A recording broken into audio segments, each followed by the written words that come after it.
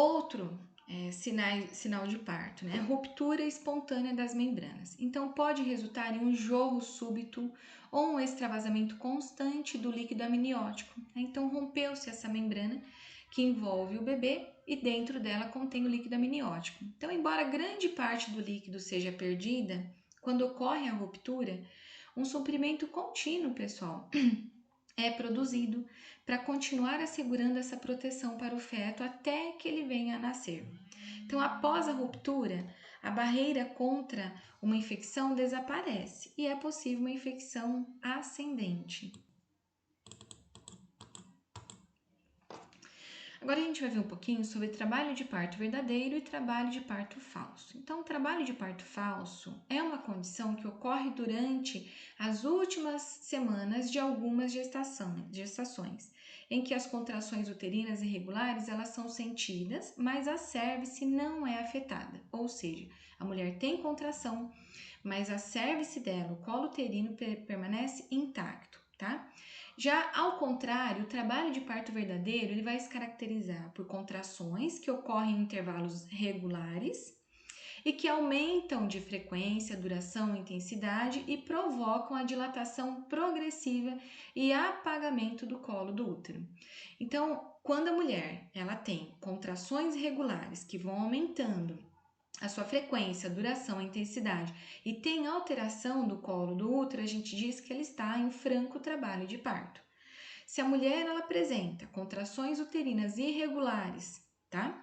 A cervice dela não está afetada, ou seja, ela não apresenta alterações do colo do útero, ela está em falso trabalho de parto. Aqui algumas diferenças, né? Alguns parâmetros. Então, tempo entre as contrações. No parto verdadeiro, ele é regular, torna-se mais próximo, geralmente com intervalos de 4 a 6 minutos, que perduram de 30 a 60 segundos. No trabalho de parto falso, é irregular, não ocorre próximo uma contração da outra. A força de contração no trabalho de parto verdadeiro, ela torna-se mais intensa com o tempo. Em geral, a gestante sente uma pressão vaginal. No trabalho de parto falso, frequentemente ela é fraca, não se torna mais forte, ocorre do tempo ou não se torna mais forte, ocorrer do tempo aumenta-se, tá? Desconforto na contração no trabalho de parto verdadeiro, né? Começa no dorso, vai se irradiando para a parte da frente do abdômen. No trabalho de parto falso, em geral, é sentida na frente do abdômen. Mudanças de posição. No trabalho de parto verdadeiro, as contrações elas continuam independente da posição que a gestante está. No trabalho de falso parto, essas contrações elas podem parar, né, ou desacelerar conforme a gente muda ela de posição. Ficar em casa ou ir para o hospital. Então, quando a gente trata de um trabalho de parto verdadeiro, a gente deve permanecer em casa até que as contrações fiquem com um intervalo de 5 minutos e a duração de 45 a 60 segundos e sejam fortes o suficiente até não ser possível conversar quando essas ocorrerem. Aí sim ela vai para o hospital, tá? No trabalho de parto falso, tomar bastante líquido, caminhar para verificar se essas contrações, né, a ocorrência dessas contrações diminuem, tá, pessoal? Contrações uterinas. Então, agora a gente entra já nos fatores do parto. São todos aqueles fatores que levam ao parto, né? Contrações uterinas é o fenômeno mais importante para a realização do parto, pois é indispensável para dilatar tanto o colo do útero e como expulsar o feto, tá? Aqui a gente falando de um parto normal, parto natural. Então, propriedades do músculo uterino. O útero ele tem como função principal gerar contrações nesse momento do parto, através do estímulo de um hormônio chamado ocitocina. Então, ele vai se contrair, relaxar, para dessa forma estimular, né, a dilatação e o apagamento, a dilatação da cervice e o apagamento do colo do útero e a expulsão do feto. Então, essa contratilidade uterina, durante o parto, ela provoca um aumento da pressão em seu interior, a fim de dilatar o colo do útero, expulsar o feto e placenta e diminuir o sangramento no puerpério. É importantíssimo essas contrações uterinas continuarem pós-parto para favorecerem a involução uterina, para o útero voltar ao tamanho dele normal e estancar sangramentos. O útero, pessoal, ele modifica várias vezes o seu tamanho e seu mecanismo de funcionamento em curto período. A contração fora da gestação, durante o ciclo menstrual, serve para eliminar o endométrio, que está em franco processo de lise, né?